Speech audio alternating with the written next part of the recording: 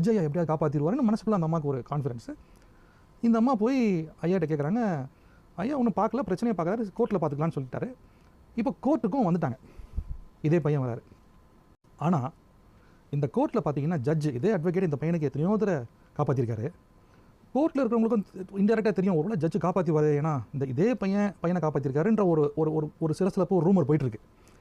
Judge வந்தார், உட்காந்தார், ஃபேக்ஸை பார்த்தாரு, இவன் குற்றவாளின்னு பார்த்தாரு, தண்டனை கொடுத்து அவரை he cents him to jail. இந்த அம்மாவுக்கு ஒரே ஷாக்கு, என்னடா அது நம்ம வீட்டில் ஒர்க் பண்ணுறோம், அட்வொகேட் எவ்வளோ பண்ணியிருக்காரு இவர் என் பையனுக்கு, ஆனால் இப்போ பாருங்கள் ஜட்ஜாக இருக்கு, is God the full power, ஆனால் என் பையனை காப்பாற்றலன்னு சொல்லி வருத்தம்.